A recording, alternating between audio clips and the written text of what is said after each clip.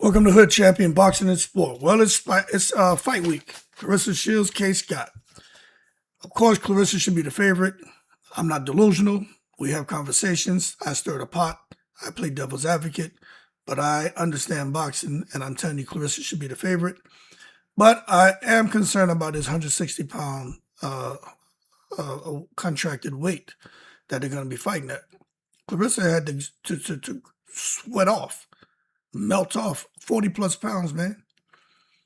So I want to see how she looks. I don't care about the weigh-in and all that. I want to see what happens in the first couple rounds. I do believe Claressa is going to blitz Kaye Scott. But I just want to see what happens after the first 3 rounds. If Kaye Scott's still in there, then what happens? That's a lot of weight to cut. I know some people don't understand all that shit about cutting weight and what it does to a person, punch resistance, ability to recover, their power, etc. I understand. But I'm just telling you, something could happen in there when we get some magic. And now a fight that Claressa and her team cherry-picked for an easy win, because I think Claressa and her team wants her to come out here and do worse to Kaye Scott than what they feel Lanai Daniels did to Shanae Chagrin.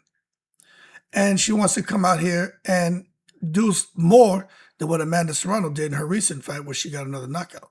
You know what I'm saying? And Claressa now, after watching Tam DeBalt this past weekend, the Canadian, 6-foot-tall scrapper, going in and bust up her opponent. 2 very tough women, very resilient women. But that Tam DeBalt, I'm going to mispronounce the name. I don't speak French and shit. I think it's DeBalt. She did the business. So right now, Claressa, where she don't want a lot of people talking about her, the conversation is drifting towards other women out here. Because MVP are putting the women on the map, and we're seeing, there's so much more to this women's boxing than just Claressa Shields. And of course, you got Alicia, Katie Taylor Serrano, but Caroline DeBar, those big names, there's more to them. And I'm not dissing those women. Claressa, whatever. But the other ones, it's just, we know there's more. And my kids are back in school now, so now I got to do my little workouts, and then I do my videos like normal. But when the summertime comes, I don't do shit during the day. That's why you only get like 1 or 2 videos, because I'm out with my kids. But now they're in school, I got the time. So let's go ahead, because I got to do today and tomorrow. So I'll do episodes 8 through 15 right now. Tomorrow I'll do 15 through 30, or 15 through like 22, then 23 through 30. So I'll get them all out there so we can have the full goddamn preview of Claressa and Kaye Scott and what I think. But that being said, let's do this. Let's get rid of my big head. And let's stretch this out, because it's not about Hood Champion. It's about Claressa Shields and Kaye Scott. Mental warfare, man. That's what we're talking about here in episode 8. And through 15, we're going to talk about different things. But the mental warfare, man. Confidence, pressure, and who's going to break first. The fight won't be won exclusively with punches, in my opinion. I think it's fought mentally. And Big Wout enters the fight with tremendous confidence, because Kaye Scott, hey, we already know the story with her. You know what I'm saying? But then again, you got to be fair and say, well, you got to look at Claressa. Man, please, look at her resume. You know what I'm saying? Matter whether you agree with it or not, she belongs on the biggest stage. And Kaye Scott is entering knowing many people expect Shields to win. And that's why I like Kaye Scott. She's not delusional. She's like, I already know. And she's smarter. She knows what Claressa can do, but she did have some success in there against Claressa Shields. So that gives her some confidence with the right preparation. She's much more advanced now. And Claressa, to me, is on the decline. It's just my opinion. Kaye Scott will probably get in, and the fight will be more competitive than what people think. I think, again, I'm going to keep foot stomping. This first 3 rounds are going to be interesting. But it creates an interesting psychological dynamic. You got to think about Big Woat, the mental advantage. She's used to winning. You should start calling her Claressa DJ Khaled Shields instead of Big Woat, because all she does is win, win, win when she puts them gloves on. She spent most of her career under enormous expectations, you know what I mean? She's accustomed to being the favorite. She seems to like the chaos because she puts so much shit in the world, and she's still out here showing off 32 teeth. How she does it, I don't know. Well, I do know. Can you tell me how to get to Sesame Street? Because she's crazy. You know, She used to being the favorite, the champion, the fighter everyone expects to defeat. You know what I mean? But that experience can be valuable when the pressure rises, and the pressure has risen big time because everybody, more than ever, looking at her and wanting her to lose. So Kaye Scott has a huge advantage. Doesn't have to carry the same expectations. She can just enter the fight believing she has everything to gain. I'm the underdog. No one expects me to win.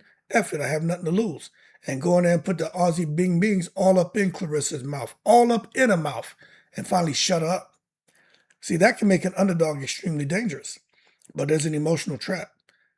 The biggest mistake either fighter can make is becoming emotional. Claressa's emotional. Like, she's all over the place. If Claressa gets frustrated because Scott won't engage or because Scott is still standing there, she could abandon her strategy and do what she normally does in fights, just start free swinging, street fighting. And if Scott has that disciplined jab, Claressa's Shields will be in trouble. You know? But if she becomes overwhelmed by Shields' pressure, she could stop thinking, and all of a sudden you see Kaye Scott reacting. But I don't know. I think there's a psychological battle, man, and the winner may be the woman who can remain calm when the fight becomes uncomfortable. So, the bottom line is confidence wins attention, composure wins fights. Who's going to bring the confidence to get the attention? Who's going to show the composure to win the fight? You just don't know until they actually get in there. Now, championship experience, moving on to what would be episode 9, man. Does Shields' resume give her the edge? She's used to being at the highest level. She's used to being under pressure. You know what I'm saying? She's used to being on the biggest stages boxing can offer, man. From Olympic competition to championship fights. Doesn't matter what you think about how she was able to ascertain titles. She did it. Kaye Scott, she got significant amateur and championship experience, but her pro journey is nothing like Claressa Shields. So experience matters. I just think when you someone like Claressa, the Amanda Serranos, the Katie Taylors, the Alicia Baumgartners, and you think about those women right now who are out here doing the business, man. Even Franchon Cruz, she's chilling right now.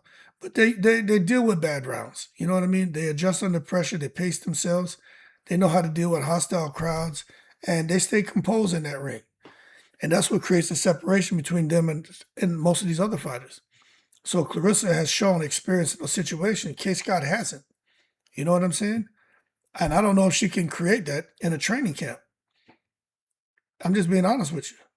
So I think Shields has the advantage here. But will Claressa Shields' experience be the difference? Or will Scott, if she shows up with the jab and just being in shape and just her athletic ability, and the fact that she's improved since she's sparred Claressa, will that come in there and neutralize Claressa's experience? Because Claressa, I don't think she really wants to do this shit anymore.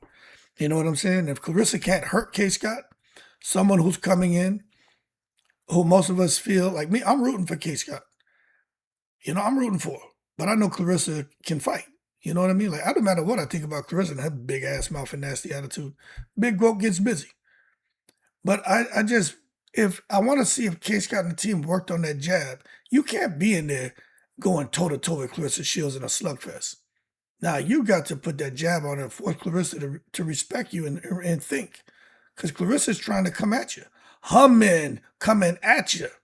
You know what I'm saying? And Kaye Scott, I think the importance of that jab, moving, forcing Claressa to reset, and then start to bring the right hand into the equation. But if not, the fight's going to get interesting, you know what I'm saying? Because footwork is everything here. Who's going to control the real estate? I watched Kaye Scott shadow box. I watched Claressa Shields. I mean, look, there's no comparison. You know what I mean? Footwork rarely gets the attention of knockout punches, but it may determine the fight. Claressa could get herself, in position to let them shots go, make Kaye Scott to throw something. There's a lot of things that footwork does, man. And in addition to that, creating the angles to set up shots, just cutting the ring off.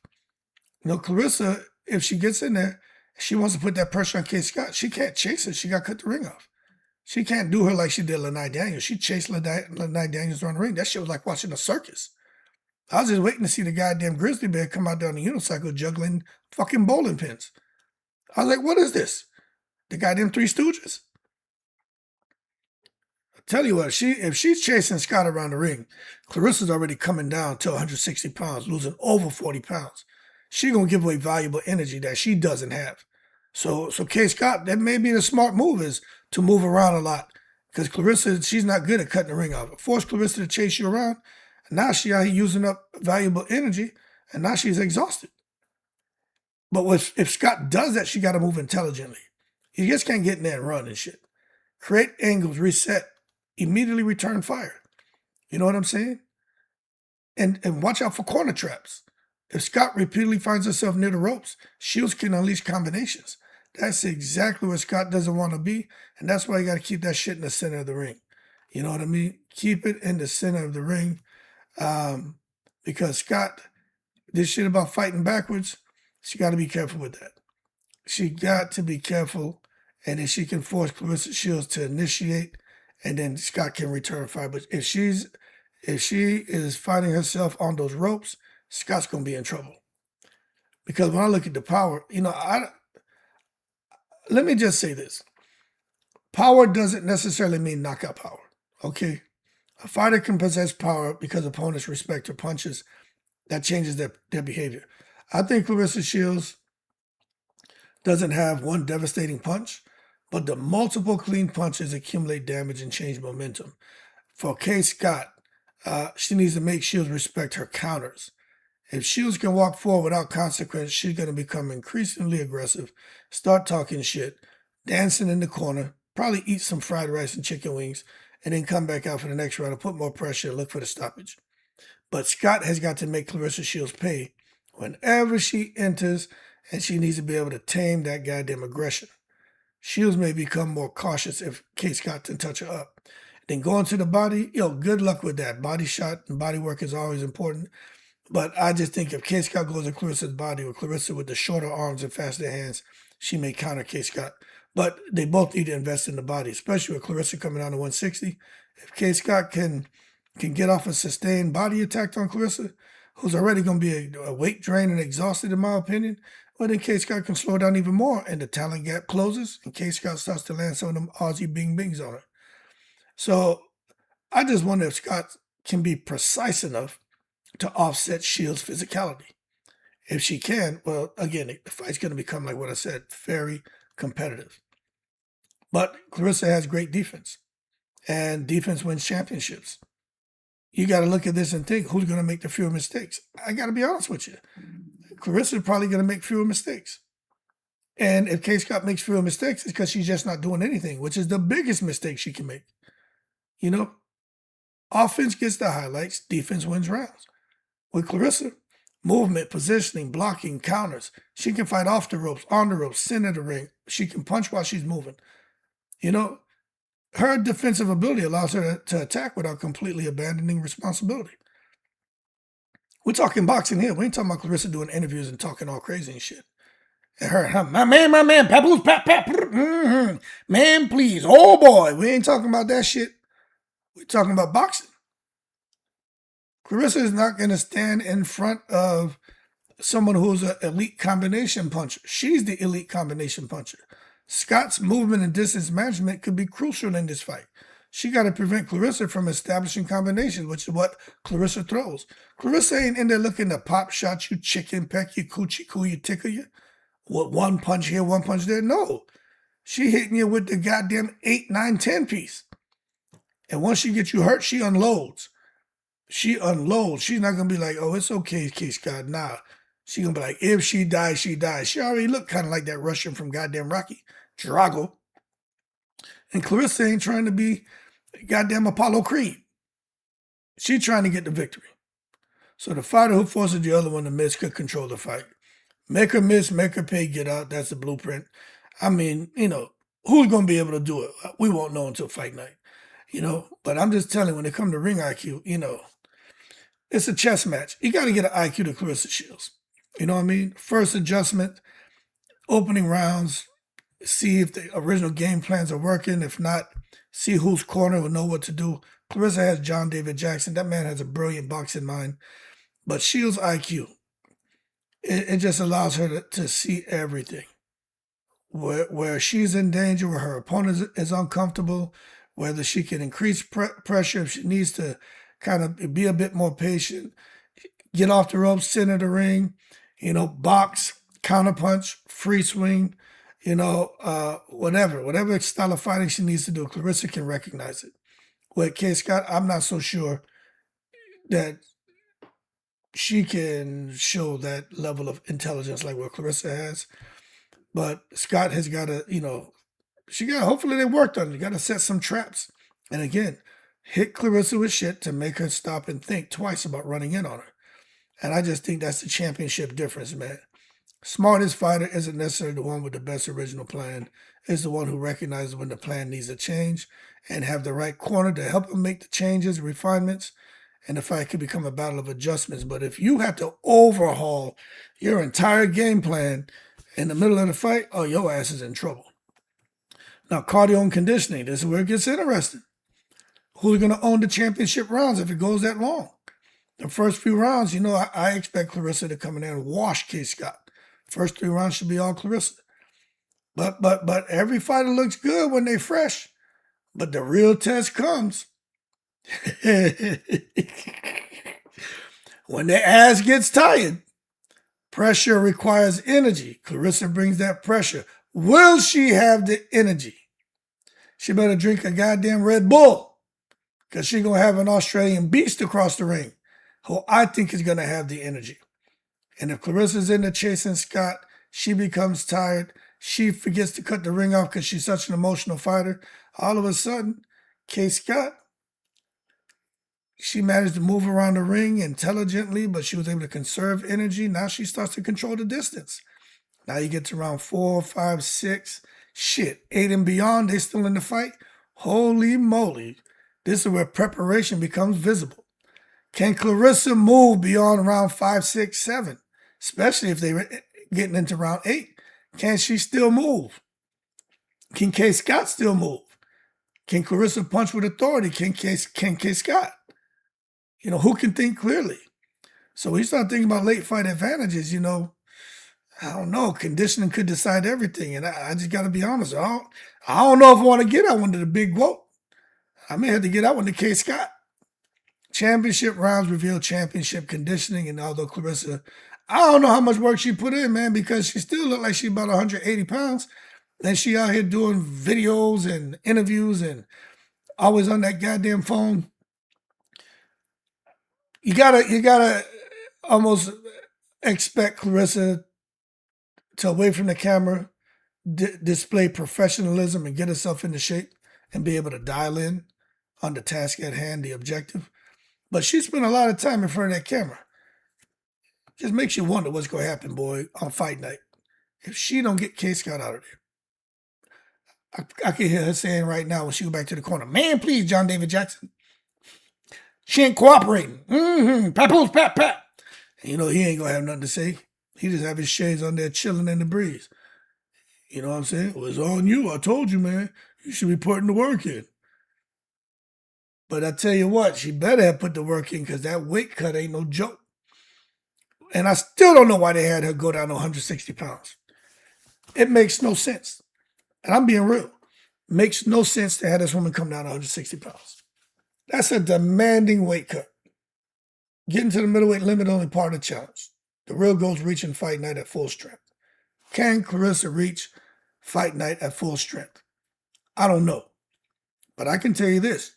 Scott has spent significant time competing around the middleweight range, so maintaining her natural strength at the weight is going to be extremely, extremely important. Also, the rehydration question that I got to ask is what happens after the weigh-in. Because what happens after the weigh-in matters. Both fighters want to replenish fluids and energy without feeling sluggish. And I got to wonder if Claressa is going to feel sluggish. So the real objective, the goal isn't simply make 160. You got to make 160 and still be dangerous. So we'll talk more about that when I get into episode 16. Y'all keep cool. I'm in the breeze.